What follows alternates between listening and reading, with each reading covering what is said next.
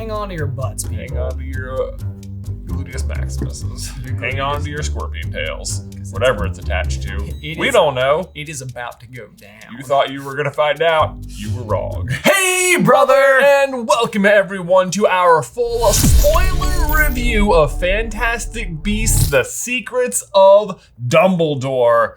Are you ready? I don't know. You don't know? We have been, I don't know. We have been waiting for this movie for So years. long. For 4 years. 4 years! I walked into it with low expectations. Let's see how it did.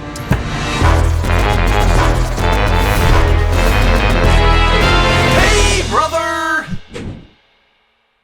Guys, before we dive on into the review, we need to tell you about a brand new product available now over at CarlinBrothersCoffee.com. It is our yellow common room candle, and it smells like warm buttermilk pancakes on a Sunday morning. I mean, it is tremendous. It really, really, truly is. I don't know if the term scent throw is the proper one, but it has one, and it's good. It is a very, very warm, welcoming scent. And as a super fun bonus, once the wax burns all the way down, there is a special magical charm hidden inside, which you could collect, which is exclusive to the yellow common room candle. If you want to check it out, you can do so at CarlinBrothersCoffee.com. Link is in the description down below.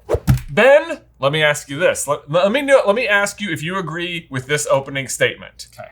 Despite Tina being in the movie for less than 60 seconds, her and Newt's scene was still the best scene in the movie. Yes! Yes! Yes! Okay. Oh my gosh! Okay, I'm glad you okay. agree. I was like, I couldn't believe that either because, sorry, obviously you already know, spoiler review. She shows up at the very end of the movie. Very end. And they're on screen together for like 60 seconds. And I was just smiling the whole time. Yes. I was like, how are these two, we just need a whole show just devoid of the entire Fantastic Beasts premise, where it's just a love story between Catherine Waterston and Eddie Redmayne, because the chemistry between them two on screen is so good. It's so, look, this is literally what I wrote. This is okay.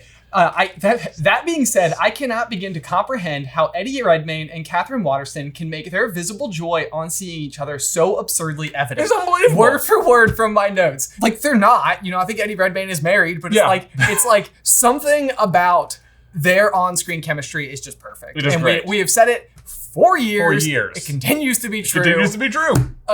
Anyway, so that was adorable. That being said, let's talk about the rest of it. Okay, let's talk about, let's move from the very end of the movie to the front of the movie. To the front of the movie. Okay, so we start the front of the movie, if you will, with a scene where Albus Dumbledore is at what appears to be a Muggle diner. Place? Restaurant. It seemed like a fancy diner. It did. Maybe diner is the wrong word, but he orders tea. Yeah. Into this scene, he is obviously sitting down with Grindelwald, where they are having a discussion about the Blood Pact, which is slightly fascinating to see these two in discussion with one another. It is. I thought they were good at talking to each other.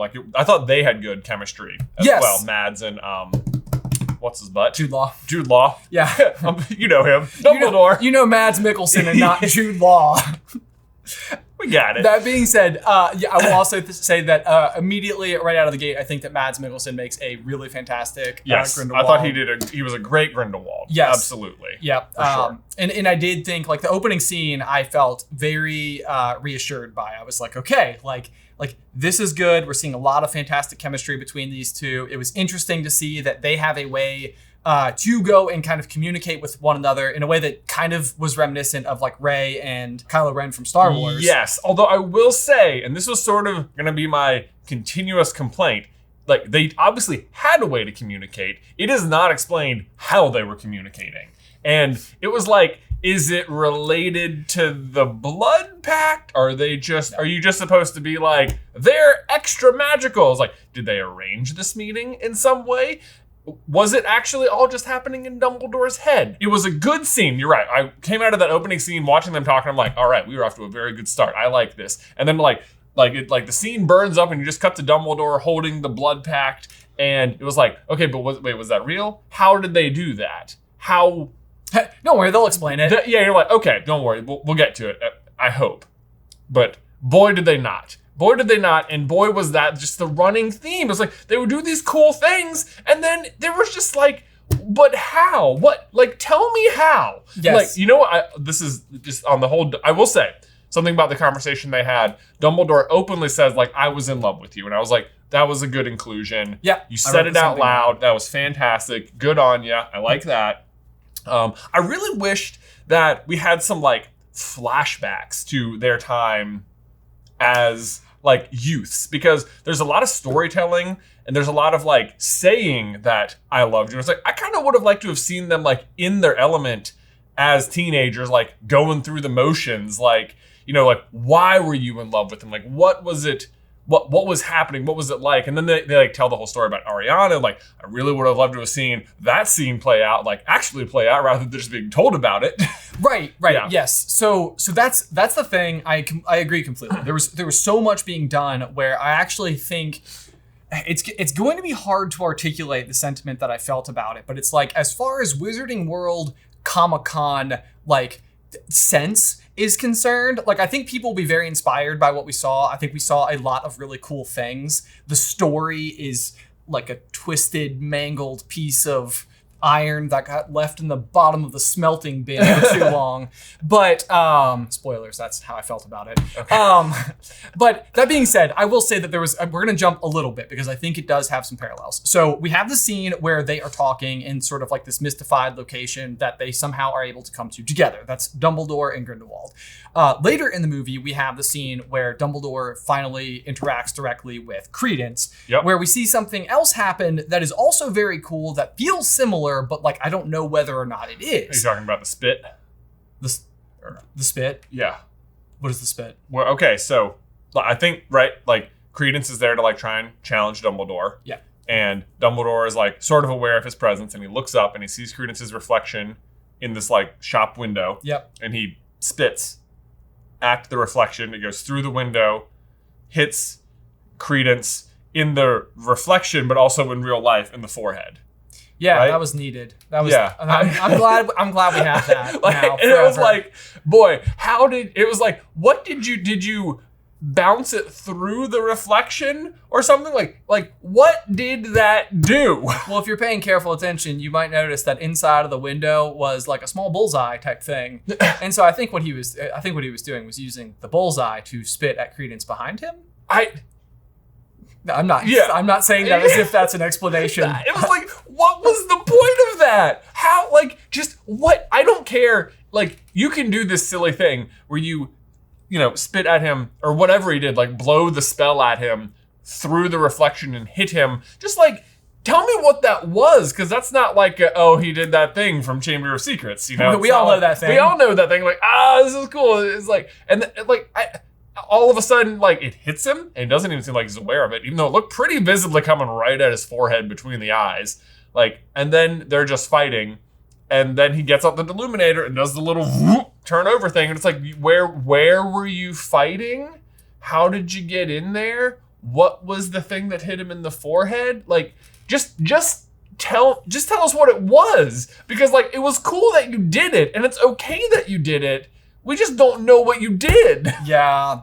So this is a lot of the problem, I think. For us, it's like, I will openly admit that what we do on this channel is we deep dive, and we spend a lot of time digging into the very nitty gritty rules of all of the magical artifacts that we are aware of. So we do have lots of video content fodder. Yes, we do. Yeah. But so what I will say is that coming into this movie, we spent an enormous amount of time with the Mirror of Erised as a concept, because we've seen Dumbledore looking into it and seeing Grindelwald on the other side. Yep. We've also seen we've dug really deeply into the Deluminator and how it might work, how it might show like your heart's desire, what type of powers might be associated with that, how it may kind of bounce back to both the Mirror of Erised as a like concept and the Resurrection Stone as a concept. So like, I will openly say that we were walking into it with what I would call a very leaned in amount of knowledge about how a lot of this stuff might have worked,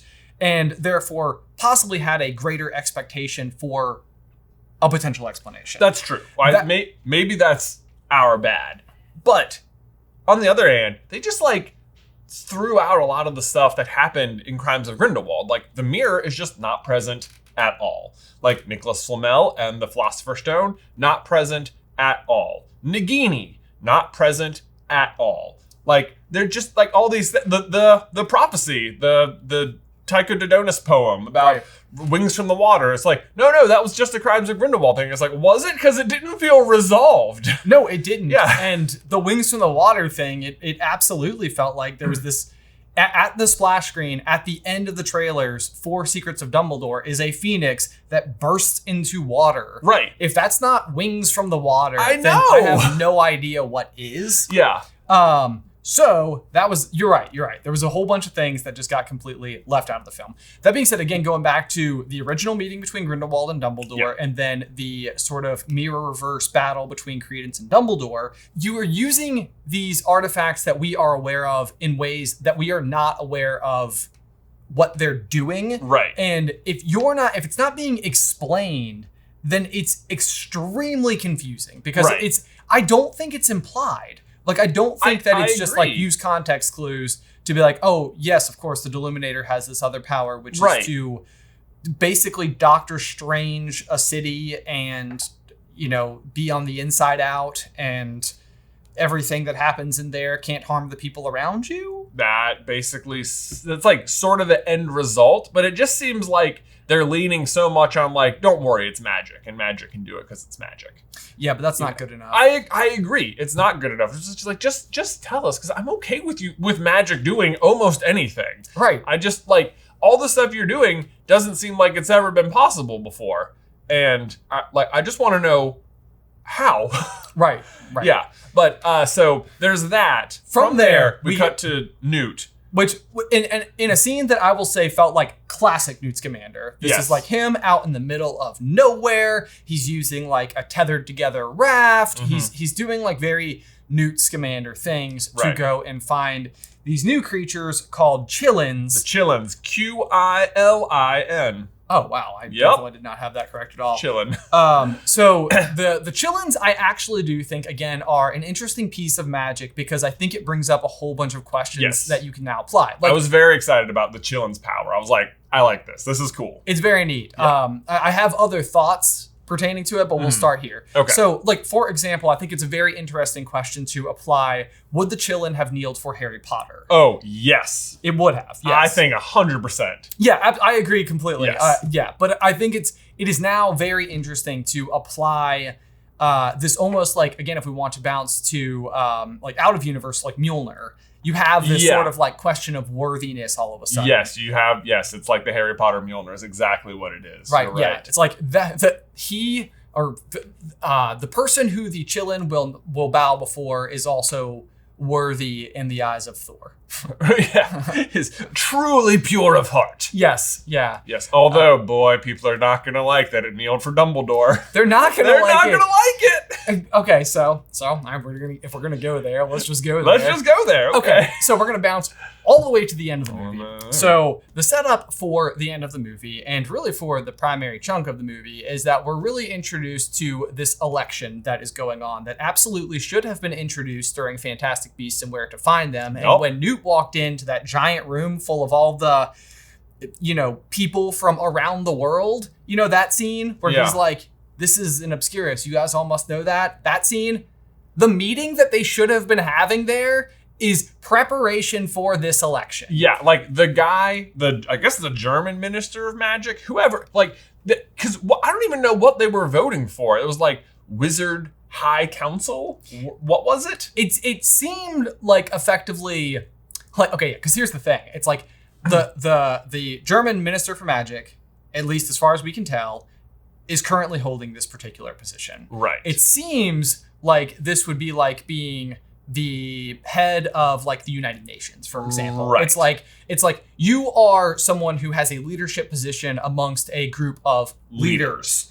And you can help dictate the conversation, not that you are king of the world. Right. That being said, it seemed like the election they were having was for who gets to be king of the world. King of the wizards, anyway, which is like, and this was the weird thing, is that, yeah, you're right, it was introduced just like right at the beginning of the movie, and not clearly. Like, at first, like, you're going to the German Ministry of Magic, and they talked about an election, so you're like, okay, they're electing a new German Minister of Magic, but that's not what it is. Right? They're electing new King Wizard, High Council, UN leader, whatever. King Wizard. King Wizard. Yeah. We're electing new King Wizard. And they have this whole thing where, like, apparently the German Minister of Magic is able to absolve Grindelwald of his crimes, clearly because he's just in cahoots with Grindelwald. But even that was unclear, like why he was the one allowed to absolve him of his crimes. Like, because, like, was he only wanted in Germany? Because in the other movies, it seemed like America put him in prison, and then they were transporting him back to the England to have him pay for his crimes there. But then now over in Germany, they're like, nah, we absolve you of all your crimes. It's like just in Germany or everywhere. And maybe he was the king. Maybe, yeah, I guess maybe this was the position this guy was in power-wise. Like, no, I can absolve him of all allegations because I am King Wizard right now. So Grindelwald's good. Not only that, now he's up for election. And by election, but they're like, even the people are like, you can't let him run. Like, that's a terrible idea. And he's like, no.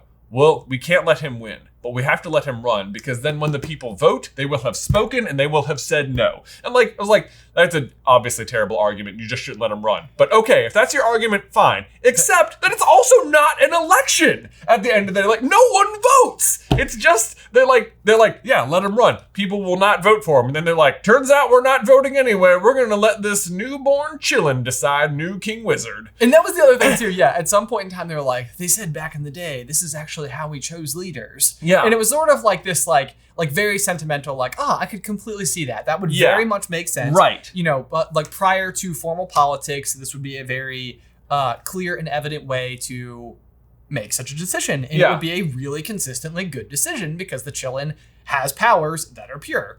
But then all of a sudden it's like, yeah, they used to do it. And also we're doing it now as well. We're doing it now. Like, and I'm revealing this right now. Right. It's like, we were going to vote, but then turns out the guy that we just absolved, he's got Chillin. He's got Chillin. And I'm sure there's no funny business up I'm whatsoever. Sure of it. So we're just going to let the Chillin decide. It seems like at that point, just put up every possible candidate you could. Like, it's like we predetermined these candidates way earlier in advance. So it also seems surprising to me that one of them happened to also truly be pure of heart and chosen by the Chillin. Yeah, because let me tell you, I thought the Chillin was going to kneel, I absolutely thought it was either going to kneel in front of Newt or Jacob. Yes, because they were really setting Jacob up to be this like super pure of heart character the whole movie. Oh man, gave me chills. Literally gave me chills just now because you're so exactly right. Like it's sort of like, why Jacob? It's like, and the reason why Jacob is because Jacob is just a good person. Yes. And the whole thing is about how Jacob is a good person. Yeah. And despite the fact that the Chillin does ultimately kneel before Dumbledore, it does absolutely nothing for Dumbledore's confidence, and he continues to not accept a leader position for what we know is the rest of his entire life. Well, except for Headmaster. But this wasn't an election for Headmaster at Hogwarts, and he doesn't even become Headmaster after this moment. Yeah. We know that Dippet is at least Headmaster for the next several 20 years. 20 years until Chamber of Secrets. Yeah. I will say, on the note of Jacob, I thought he was one of the absolute bright spots of the movie. Also, I have written down. Also, do you have written down? Yes, I was like, every single time he talked, it was laugh out loud funny. Hilarious. He was very, very good. And I thought the other one was Jessica Williams as Lolly. Yeah. I thought for the whole movie, I was like, she's just out acting everybody. She's so good. Like, you are crushing it. She felt like a character who was taken from an extremely well-made period piece and was injected into this movie.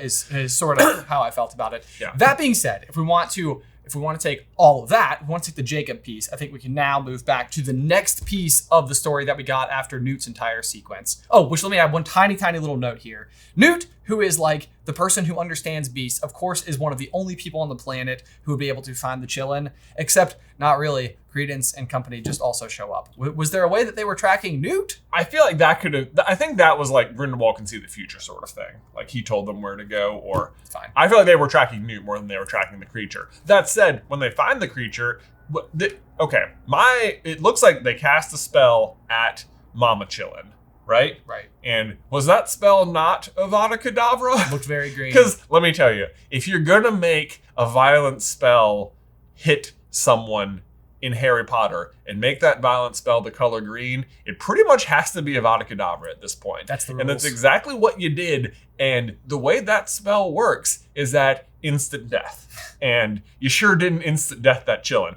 And I will be willing to accept that because Chillins have absolute super duper pure souls that maybe they could resist it, but you gotta say that then. You gotta tell me that. Like, backfill the story, because you could have just made the spell any other color, and I would have been like, yeah, that damaged it to the point of death. It even would have been acceptable because it almost had like a scaliness to it, like a Chillin pelt could literally defend you from Avada Kedavra, and it's just like this is not an acceptable explanation for a way to avoid the spell because nobody can ever find one. Right, Like, because there's like one in the world at a time. Right, exactly. You know, So there is one way to block it. Chillin hide.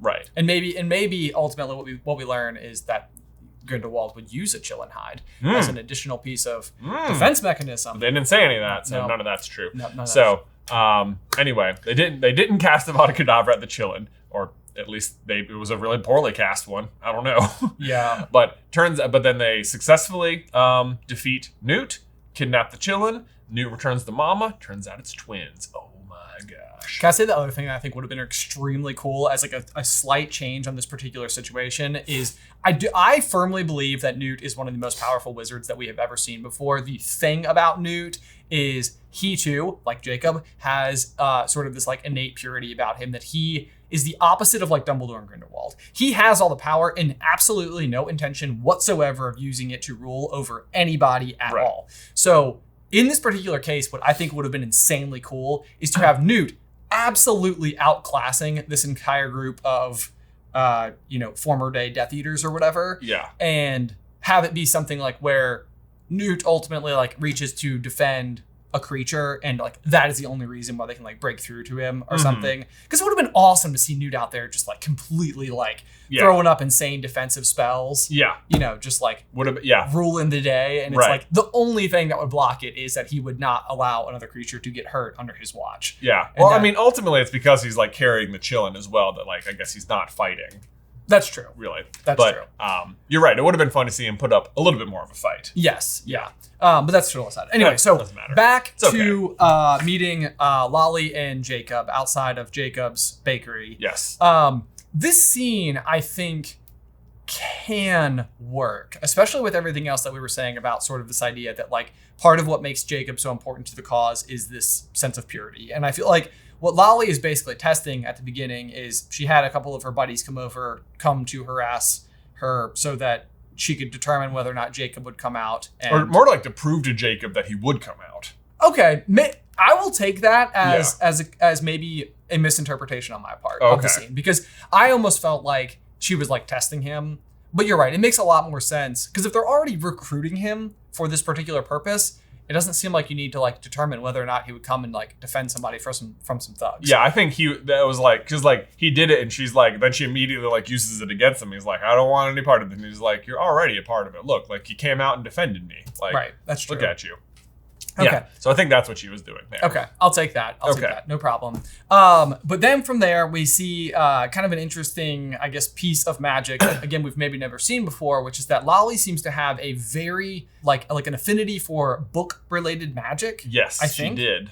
Which she used a lot of books throughout. Yeah, it seemed like that came up like in a multitude of occasions that she could use them in a variety of ways, which I thought was kind of an interesting turn on a lot of what we know. So it's like a lot of what we know about like defensive magic, for example, might be using like a shield spell, a Patronus, like a lot of the stuff that Harry's learning. Yeah. But this was almost like she is really good at books.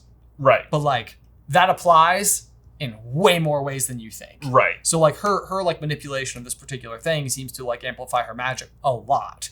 I guess we could eventually learn that the specific book that she has is some kind of very important magical artifact, and she's just putting it to good use, or she just is. Or maybe she's just good with books. Because I think what she do with, I think she just turned it into a port key, right? I think she turned into a port key, but it seemed like she was able to use that port key to travel a lot further than you should be able to travel with a port key, and onto a moving train. Yes. Yeah.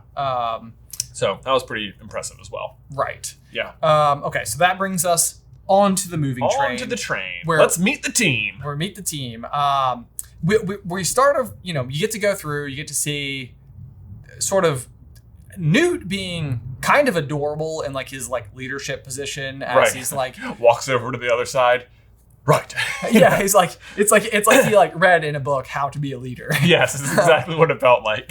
I loved the way that he goes and introduces everybody with like glowing words, and he's like, "That's my brother's thesis." Yeah. She's kind of ignores it, like, "Oh, right, you're here." Yeah. Hi. Which again is sort of this like odd sibling rivalry that it's not really clear what's going on with that still. Like, we know in the last movie, in Crimes of Grindelwald, it seemed like maybe there could be, like, Lita was, like, his childhood best friend. His older brother is now engaged to her. Like, maybe you could suggest there's some jealousy, but I really think Newt knows exactly where his heart lies, and I don't think that he was jealous over that. I think it has more to do with Theseus's position within, like, the Auror office, right? Versus using his magic for something else, anything else. But then Tina has the exact same position in America, and he's insanely proud of her, right? For that. So the other thing with Theseus is that, of course, Theseus is the one who has slain the Minotaur. So it's like the idea that Newt is who he is, and that is what Theseus, the name, is most primarily known for. It's very easy to see why they would be at odds. But from a narrative standpoint, I still don't think we haven't seen it. We haven't seen why they're at odds or like what impact that is ultimately having on the story. Right. So we have this entire situation.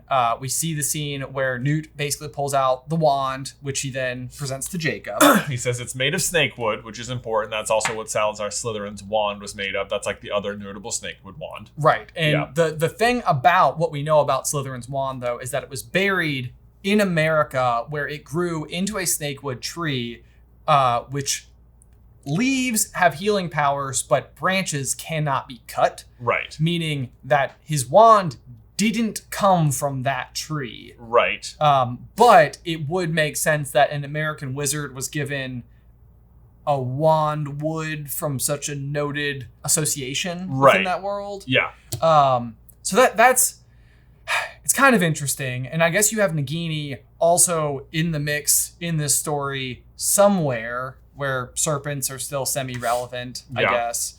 She makes no appearances in the movie, though. Yeah, none whatsoever. So I'm also kind of curious if like she's just going to be written out entirely. That'd be so random. Then why was she ever there? I don't know. I don't know. So that's a little bit confusing. But then they specified that it doesn't have a core. Yes.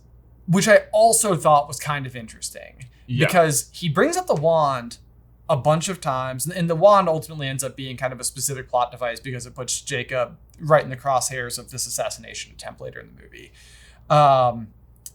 But there's a part of me that is still like, that wand's gonna work. Right. Like at some point in time, it's gonna do something. I know, like you're right. They like make a point of like, this is a very specific and rare kind of wood.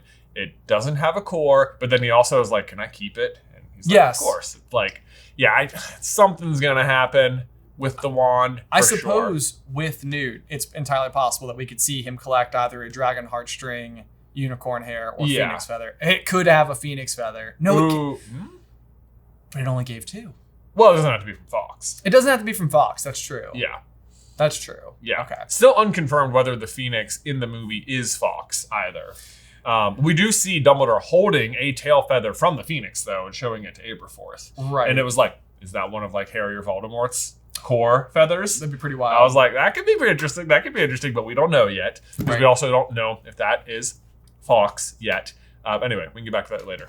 Team meeting on the train. So they had this very, very fun plan where like Dumbledore's like, Grindelwald can see the future. So what I'm going to do is create a bunch of nonsense futures for him to deal with. Sure. And to distract him. And I was like, that's a very fun plan. And he's like, Newt, you're going to give Jacob this thing. No one knows what he's going to do with it. Yusuf, you're going to go to this thing. No one knows what you're going to do. Here's a note for you, Bundy. No one knows what it says except you. Go do what it says. Like, and then she like takes the briefcase from Newt. Newt's like, I don't like this. And it's like, they all have these like secret missions and no one's allowed to know everything. And it's like, this is very fun. This is cool. Like, I like the distraction play you have going here. I can't wait to see how it's going to pan out. But then it just seemed like all of their little initial round one distraction plays were pretty pointless. Like, it seems like they all have these different missions, but Lolly and Theseus and Newt's mission is to go to like the dinner meeting thing for where Grindelwald's at. Yep. And they do basically nothing except that Theseus gets captured.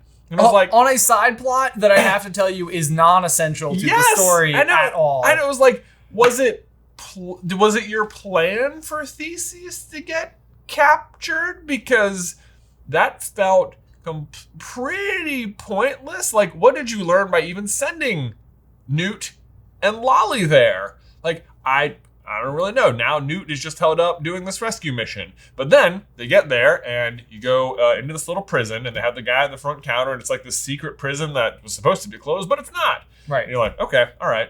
And Newt is sort of disarmed of his beasts and wand and stuff like that. And he just has to go do his little crab dance, which was 1,000% just like an homage back to the Rumpant dance. And it was like, I don't know if this is quite the same. Hang on. I had the exact same note written down. Hang on. The whole tangent to save Theseus from the giant scorpion felt a bit tiresome and a little bit of a slap in the face to the Rumpant scene. Yeah. Okay. Which is kind of how I felt about it. Like, It was like, we've seen Newt interact in this way before. And I think the example that he's explaining to Theseus, he's like, have you ever done this before? And he's like, I have once. I think that's what he's hearkening back to. Oh, you think so? I thought so. Oh, okay. I don't really know. But it was also kind of like, the Rumpant scene is like one of my favorite scenes from the original Fantastic Beasts movie. Like, it's just another one of those things where you can just see like the links that Newt has gone through to understand his beasts. This felt a little bit like gratuitous, I think. Sure. Yeah, I do think it was still funny. It was still funny, and I think Eddie Redmayne still did a good job. Yes, I do think. I thought even Theseus, he was like, the way they were interacting with it, he's like, swivel your hips more. It's like, I am swiveling. He's like, no, like me. He's like, no, I am doing it like you. It was funny because it seems like if they were like dancing on like a dance floor, like Theseus would be very like suave, right? And it seems like Newt wouldn't dance. You're right. And it does feel like a very specific reversal of what comfort levels. Yeah, and it just seems like this little funny little dance movement they have to do out of this super dangerous situation is like a fun juxtaposition. Sure. So there is that. But it's like a fun scene, but it's also like, what was the point? And it's like Dumbledore, the thing he gives Theseus on the train is this shiny tie, and he's like, no, you have to wear this tie. You have to wear. Trust me, you have to wear it. And it's like, oh, okay. And it's like the reason was because the Niffler would be attracted to the tie ultimately, right? And like, so then like, what is Dumbledore's plan? That Theseus is going to get captured, and the guy sitting at the desk is going to take his tie and put it on, and that's going to cause the Niffler to escape. And then also the tie is also a port key that when you grab will teleport you back to outside of Hogwarts, but like, it just sort of like breaks the rules of port keys, because you can have a port key be like, you can have it set up like Lolly did, where it says like, boom, port key, touch, go. You can have it set up so that like, okay, this is going to go off at this time. And we know like there's the one in the graveyard that Voldemort has where it's like, the next time you touch it, or the next time anyone touches it, it's just going to go on contact. So it's like, there's several ways we've seen it done. This one, however, seems to, even though there's several ways you can do it, seems like it broke a lot of the rules, because it's like, they were falling and they both grabbed the tie, and that's what port keys them to outside of Hogwarts. It's like, okay, the only way that seems like it works is if the tie was set to go off at that specific time and they happened to both be like grabbing it. Like, was that the plan for you to both be touching it at a specific time? Because you really lucked out that it happened to teleport you away whilst you were falling into the pit, and you both managed to grab it. My interpretation of it was largely just that Newt cast the spell to turn it into a port key In the moment. In the moment. Okay. Which is, I mean, it's kind of like, it's weak, I think, at best, because it just doesn't feel like the type of spell you do whilst falling to your death. Right. It just feels like it must take more than that. Sure. That being said, another one of the big things that's happening during this entire tangent is that Bundy is going to a artisan of sorts who creates luggage. And what we witness is that some of the most powerful wizards that we've ever seen go to a place that makes Muggle suitcases that replicate Newt's own suitcase so perfectly that Newt can't even tell the difference. Those suitcases ended up being a part of a diversion where all of the suitcases are then kind of like magically enhanced in some way. So we had a Muggle worker make standard suitcases that were then bewitched in a world where you can literally just duplicate objects with magic. Dude, I do not know what the point of Bundy's side mission was. Because it's not even like the guy, like, you're right. You can just magically duplicate things. You can just magically duplicate them. There is a doubling spell. It is the Gemino. They literally use it inside one of the suitcases. Yes, all of the pastries. Things. I was like, hey, they did the thing like in the Lestrange Vault. And you know what? Don't confuse them though. Okay, the thing that happens in the Lestrange Vault is the Gemino spell, but the like burning thing and the like popping into 1,000 bazillion million versions of it. That's not how the spell works. Like you can just double one thing once, and that be the end of the spell. Right. Like, okay, the example when Harry, Ron, and Hermione are in the Ministry, they steal the locket from Umbridge. Yes. And Harry's like, Hermione, we have to go. And she's like, hold on. And she doubles the locket, puts it back on Umbridge so they won't know. Right. You can double it. You can just make an immediate clone of something. No problem. Okay? So I don't know why they had to get this Muggle guy. And even that, it's like, here, can you make 5 of these? He's like, sure. Can I look at it? He's like, no. You can look at it from afar right now. I need you to make exact replicas, 5 of them in 2 days, okay? I'd be like, no. What are you talking about? Yeah, okay. It's like I don't see the giant bag of like because the other thing too would be like if you like slapped a pile of galleons on the table and the guy's like, oh, that's a bunch of gold. Yeah. All right, I'm in. Yeah. It was just like here's this terribly hard task in a short amount of time, and you can't even look at the thing you have to do. It's like and you don't need someone to make them. Because you can magically duplicate things. Also, the fact that she wouldn't let him look inside of it. It's like there is a scene where and you don't even have to go out of universe to, if you want to even call it out of universe, to the Harry Potter movies. In Fantastic Beasts, there is a very notable moment where he goes up and is able to switch it into like Muggle mode where they can open it up and it's just like his scarves and stuff. Yeah. And it's like, why don't you just do that? Use that switch. Use the switch again. Also, he must have had to put the switch on there and wonder, like, what does Muggle mean? Because Newt's like, I can't tell the difference, which that would be a pretty noticeable difference, having a little switch on there, which mean it was on there because it's like such a fun scene in the first movie. So I don't know what Bundy's mission was, the point of it at all was. I think I need a break. I We're like in the middle of a thing. I need a break. We're getting out. Yep.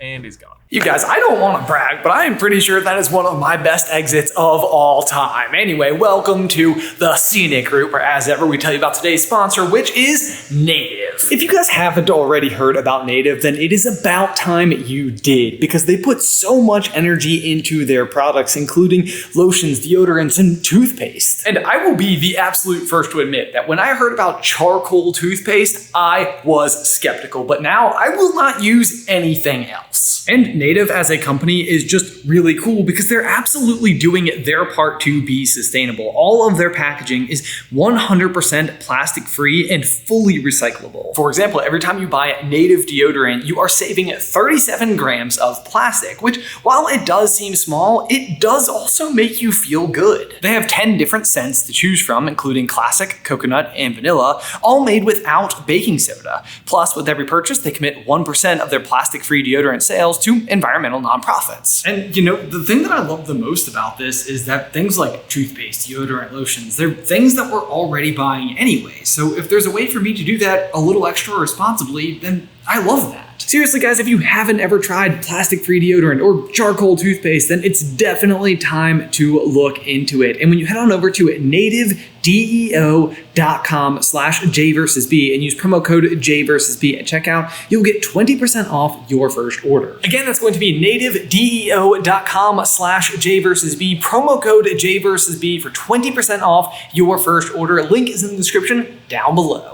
Well, guys, just because Ben gets to go gallivanting around doesn't mean we can't have some secrets of our own, am I right? Anyway, let's get right into it. Today's video is also brought to you by Babbel, because, look, I'm gonna level with you. Learning a second language in high school probably wasn't the height of most of our academic careers. It wasn't for me. I personally took French and then also Latin when I discovered that I was bad at French. And while I certainly didn't fail, I didn't exactly thrive either. Well, like I said, at French. I was actually really good at Latin. Unfortunately, Latin is a dead language that no one speaks anymore. But fortunately, thanks to Babbel, now there is a fun, easy way to learn a second language. So whether you're traveling abroad, connecting with family, or just have some free time available, Babbel offers bite-sized language lessons that are actually fun and useful. I personally have been trying to brush up, or at least remember some of the French I learned in high school, and thanks to Babbel, it's actually fun. They just have so many ways to learn. There are short lessons, podcasts, games, stories, videos, and their teaching method has been scientifically proven to be effective. It's seriously the perfect way to learn a new language on the go and have fun. Plus, right now, our viewers can save up to 60% off their subscription when they go to babbel.com/Jverseb. That's babbel.com/Jverseb for up to 60% off your subscription. Babbel, language for life. Link is in the description down below. Au revoir. Oh, okay. Hey, I'm back. Yeah. I'm back. That was fun. I'm back. You guys miss me? I'm back. Bonjour. Should we keep talking? Yeah. Bonjour. Anyway, they make the suitcases. Whatever. They get it done. Bundy, good job. I have more to say about you. But they go to the room we require, which I guess confirmed Dumbledore absolutely knew about and definitely just didn't tell Harry about, other than his, like, unless the toilets he was referring to in the chamber pots he was talking about at the Yule Ball was actually a whole separate room besides the room of requirement, then I don't know. But he definitely confirmed he definitely knows about the room of requirement, which I kind of feel like is a bit of a shame, because I feel like it was kind of cool that Harry found it. It is, you know? Right, yes, absolutely. But whatever. Yep. They go in there. Everyone's wondering what this giant spinning portkey thing is. And all it does is it takes them to the town at the bottom of the mountain in Bhutan to go do the thing. And Jacob very helpfully explains to the audience that it's a shell game. Oh, look, everyone has the same briefcase. Now they won't know who to get, which briefcase to get, which is again, it's like, this is such a fun idea. I love your shell game idea. Here's the problem, okay? Are you ready? It all bottlenecks to a single portal. Right. It's like, the bad guys, it doesn't matter. It doesn't matter if you spread out and have identical things. They can just stand at the bottleneck and be like, no. Because guess what? It doesn't matter what briefcase you're carrying, right? By making 5 of them, now they just know it's definitely in one of the things that looks like that. Like, you should have had 5 different looking things. And if ever there was a time for Polyjuice Potion, this was it. Because they know what you look like. Like, give everyone a different bag, give everyone a different look, and now you can walk right up. No problem. And it's just like, your shell game doesn't make sense because everyone still has to go to the same point. It's like, But Jay, then you have the awesome reveal at the end, right? Where a woman who you can't see from behind turns around, is holding a case. Wait for it. Who is it? Could it be Bundy? I know. What? Everybody had their role to play, Newt. Not everyone can know everything. It's like, I could not wait, because she said that to him earlier in the movie, and like, my thought going in, like, our theory going in was that Bundy was Tina, right? And there's this scene earlier where like Bundy like looks at like Tina's picture in the suitcase, and it's just like, and you're like, I was like, and then she said like, not everyone can know everything, you know. It's just like, and Newt even says like Tina couldn't be available. And I was like, see, Newt doesn't know, and she's like winking at him like, you can't know everything.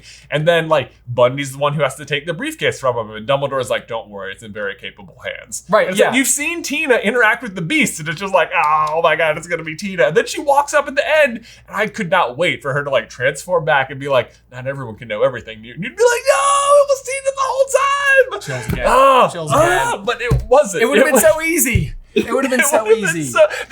It felt like they set it up. It felt like they set it up for like 90% of the movie and then chickened out at the end. And I was just like, guys, you could have had Tina there. You could have done it because like even Newt didn't know, and that was the whole thing. I blame myself.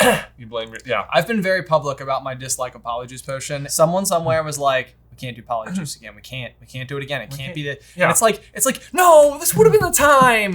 This was the time. Done it. It would have been like, because Tina, the fact that she has such a high-ranking position would be such a reason to disguise her. Yes. You know, it's like, oh yeah, no, we know to be on the lookout for the literal head of the Auror department from America. Like, Yeah. Grindelwald knows she's bad news. She's already caught him once before. Like, you know, you tried to kill her, she escaped. You know, she is bad news for you. She is very good at beating you. She's part of the foil to your plans. Right.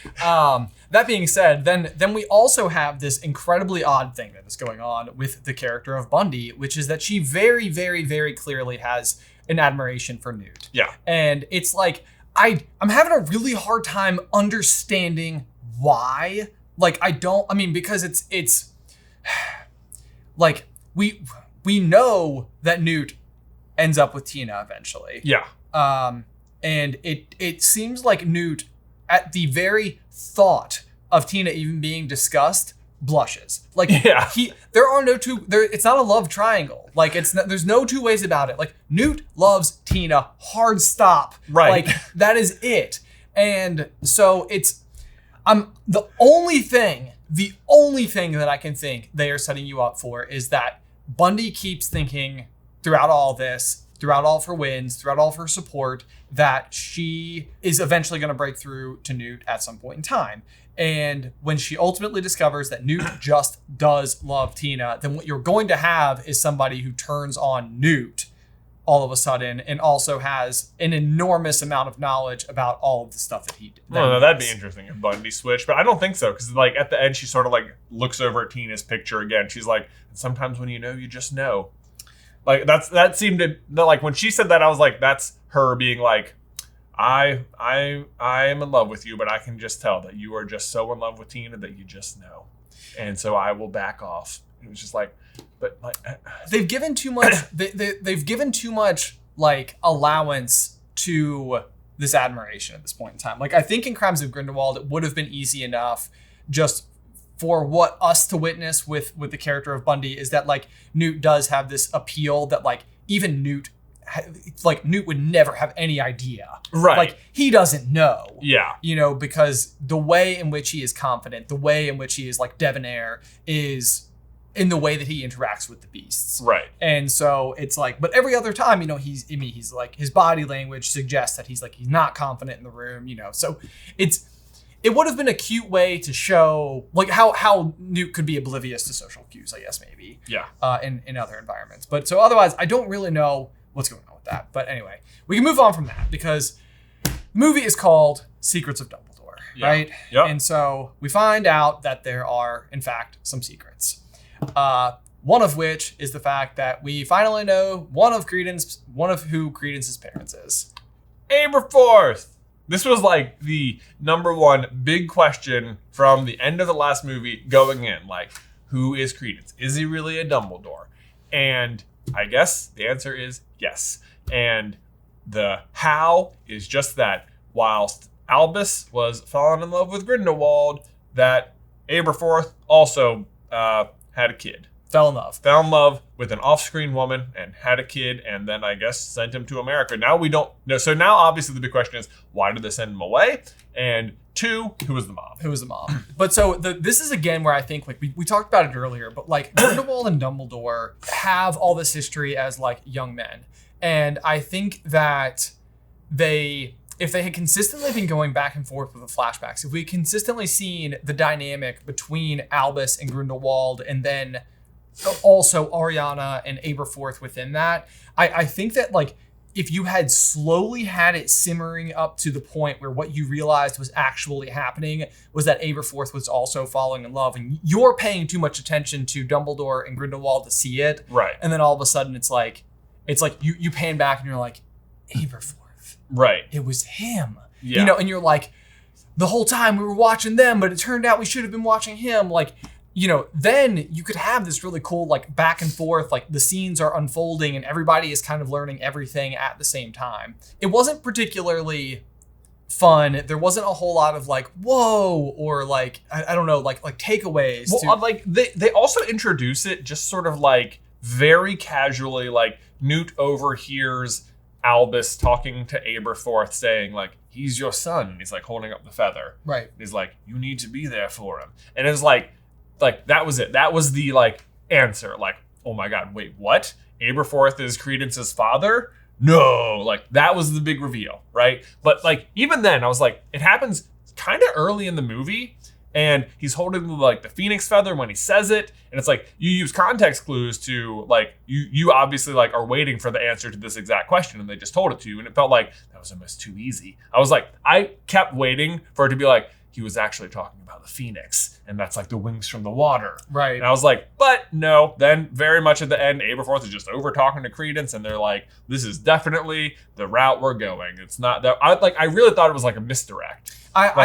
I thought so too. Yeah. I definitely thought this was the type of thing where that is like what they were ultimately setting us up for. Is again maybe like the twin swap from Crimes of Grindelwald was not known to everybody. Because even when they were like the Chillin had twins, I was like, I see. Like, see, there was two of them, just like there was two babies. Right. Yes. Yes. Yep. I was like, I see what this guy. I see they're building up for some sort of fun like switcherooski here, and that they didn't. But so that's the other thing too. So Dumbledore eventually goes and has the conversation. He's like, he's your son, but like Aberforth already knows that. Yeah. Right. Like, right. Like so, it's a reveal to us, but like we see earlier in the movie when Queenie is talking to Credence in Nurmengard that they're already communicating through the mirrors. Yeah. And I'm pretty sure it said come home. Yeah. Even the mirror communication I thought was going to end up being like a misdirect because like he comes up and he's like, that's who's communicating in the mirrors. And like they don't actually sort of confirm it. Right. Like, and it's like you see that Credence is looking at a mirror and you see that Aberforth is looking at a mirror. And it's like you've seen people communicate via mirror before, and it's like, okay, and then you overhear this conversation that he's your son. Now you're like, okay. And even all the messages are cryptic enough. You're like, okay, I get it. Those two were talking to each other, and that's his son. Got it. Reveal. And then I kept waiting for it to be like, actually, I was the one sending the messages, or right, yeah.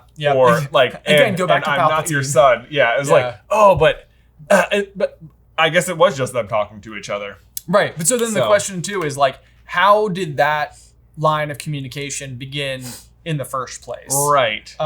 Because it seems like a very specific kind of magic, this like fogged mirror thing, and Credence is like inside the belly of the beast. Yeah, like, it's how do they establish this connection between those mirrors? Exactly, because even those mirrors, like, especially when you consider the pre-existing relationship that Aberforth already has with magical mirrors. Yes.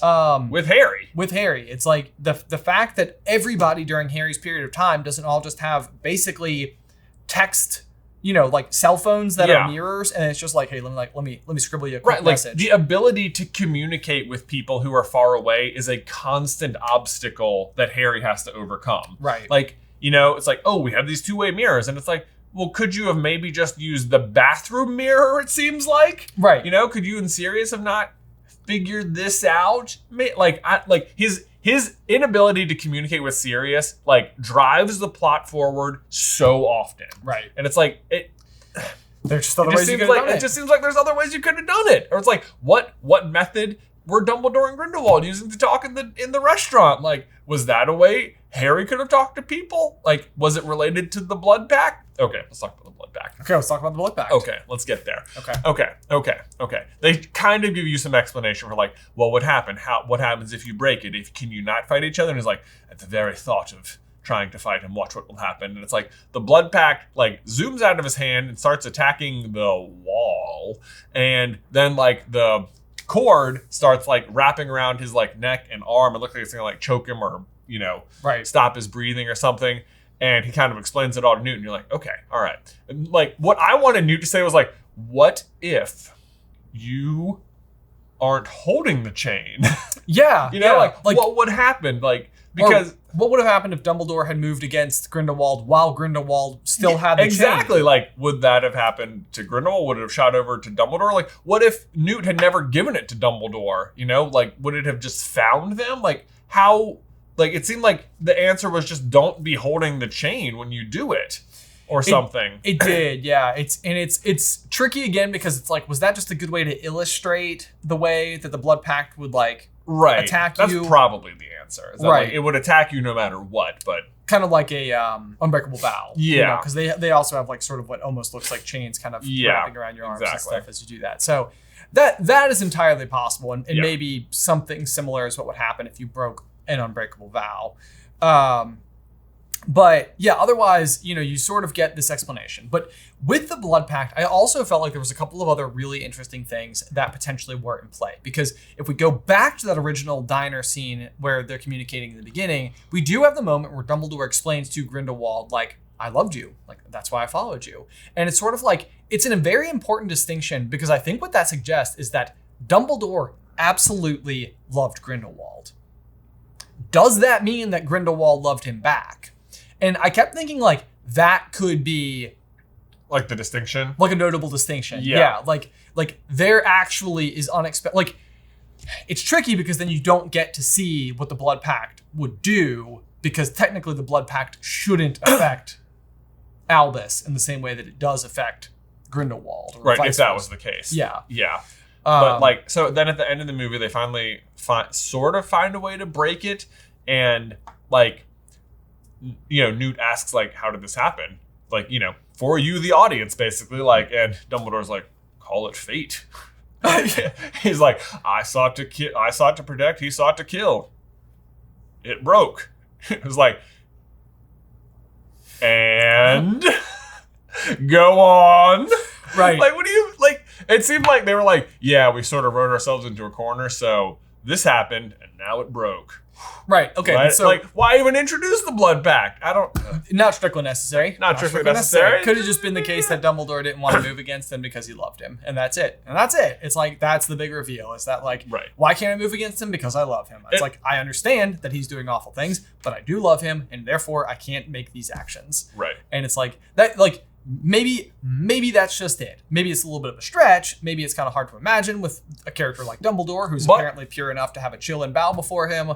But love is, pure, the purest of magic. Right. And we know that that's something that Dumbledore comes back to over and over and over again for, again, the rest of his life. Yes.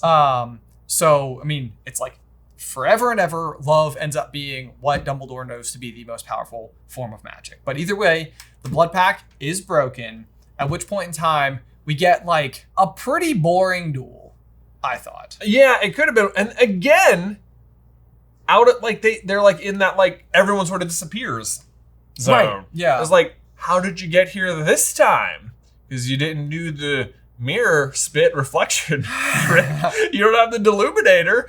Are you guys this is like the Blood Pact itself creating this realm for you two to fight in secretly? Why couldn't everyone watch it? I don't understand how you got into the place where you were fighting. Or is this more like a metaphysical sort of fight? Is this like representing what's happening inside the Blood Pact? It's like, what? How did you get separated from everyone? Doesn't seem like it makes sense. You're right. Look, there is a fantastic fan-made Harry Potter film where it is Aberforth and Albus and Grindelwald doing the three-way duel that kills Ariana. Right? I've watched it. They're like all fighting on a beach somewhere. Yeah. And like that fight is awesome. It's like way better than what was in this movie. Yeah, absolutely. It was like or even, I mean, just for that matter, even just the duel between Dumbledore and Voldemort at the Ministry of Magic is cooler. Yes, they do much neater things. This is just like zappy spell at each other. Right, and they sort of. I mean, I guess there's a question: did Priori Incantatem happen here, or like did their wands like merge? Because if that's the case, then it means that Dumbledore's wand, we made a theory about this forever ago. You're right. It means that the Elder Wand has a brother. Oh. And because it does sort of do the golden bead thing, didn't it? Yeah. Yeah. Thestral gave only one hair. One other. Two. That would To be its brother. You're right. Okay, so that's another thing. You're right. I like that idea a lot. Okay. Maybe we're gonna explore that in a different video. The Deathly Hallows just not in play at all. Like Grindelwald's hunt for them is just like very on pause as he tries to become Wizard King. Right. With his fake Chillin, which he like kills and then resurrects somehow in his pool of stuff. Which it felt like he takes a long time to resurrect it too. Yeah. Like it just seems like he kills it and then like a week later is like, well, I guess I should get around to resurrecting this thing. It ain't getting any better. Yeah. Like, how'd you do that, man? Not great. And then on top of that, so you have this duel. Basically, he gets backed against a corner. And it feels like this is another one of those places that you shouldn't be able to separate out of. Because you had to go through like the bridge thing, right? Yeah. In order to get your way to the top of the mountain. Which to me means like... It's just magical escalator. There's a lot of stairs, man. Jay, they are all wizards. Yeah. They can all already I know. to the top of the mountain. They don't need an escalator. Yeah, you're right. It's like you shouldn't be able to separate out of there. So, like, especially because otherwise, then why couldn't the port key from the room of requirement just take them to the top of the mountain? So it's a bit of there's a lot of inconsistent plot spaghetti happening. It just like noodles right all over the place. Right. Things that don't seem like they had to go the way they had to go. Even if like the stuff you had to watch was kind of fun. Like I really liked watching Lolly and Theseus beat up the horde of Grindelwald guards who come and attack them in the town. Very fun fight. That was very cool. And that was probably the most creative fight in the movie. Yeah, and again, it was almost like you had the ability to just see how good they are at magic. Which because I mean they're massively outnumbered in this situation, and they're just like taking names left and right. Yeah. So that was really neat. I also felt like they had like a little bit of like a spark. Those maybe characters as a possible. You're right. Maybe had a something or another there. One thing that actually did confirm that we got right that I don't feel like even needed confirming was that Ariana confirmed Obscurus. Yep. Called it. Not really. Everyone knew. I feel like everyone knew that one. That felt like if it wasn't the case, then it was just like well. Okay, so the other thing I thought was like a weird decision was that thus far Credence has felt like this sort of like wunderkid or like this special specimen of a human who has managed to overcome the Obscurus and control it and turn it into like powerful magic where no other child has ever before. Right. Like it is like a magical parasite. It infects the child. It kills them. That's sort of how it goes. But not Credence. Credence has risen above. He is special. Except it turns out he's not. It's like this movie just sort of been like, no, Credence actually isn't special. He's done more than other kids have, but it's still just going to kill him the same as it has killed everyone else before him. Yeah. And after finding Dumbledore, that is going to become immediately apparent because he's going to look nice and healthy right up until the start of that duel. And then right at the end of that duel, he's going to look like he's been in the intensive care ward of St. Mungo's for like 6 months and is basically about to die. Yeah, there's a light explanation there, which Grindelwald explains is that basically his anger is his power. And my best explanation for that would be that like once Dumbledore actually explains, like we didn't know, it's like there was nothing we could have done. Like we didn't know you were there. All I can imagine, it was just sort of, he was like, who is we though? Well, that is a very good question because Aberforth possibly knew. Did he know the whole time that he had a son? Did he always know?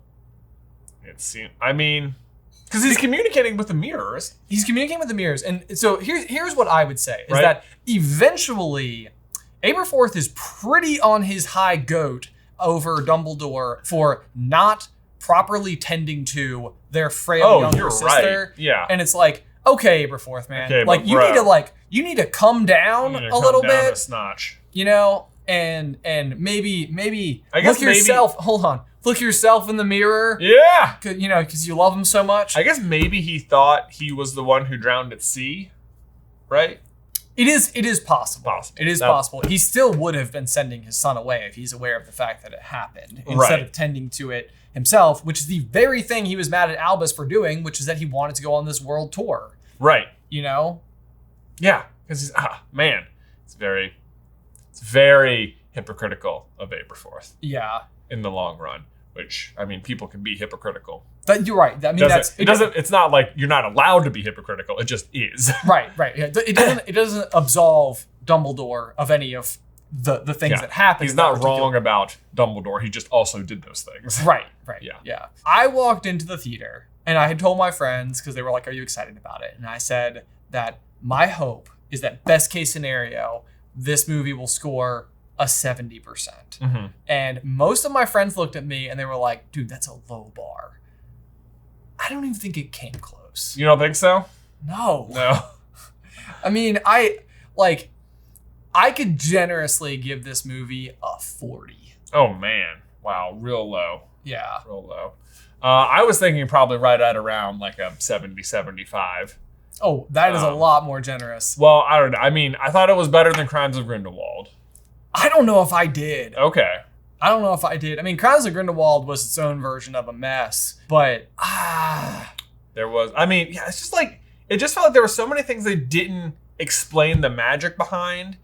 Like they had a lot of good ideas, yeah, and a lot of like fun things to do, but then like it just seemed like it fizzled like at every turn.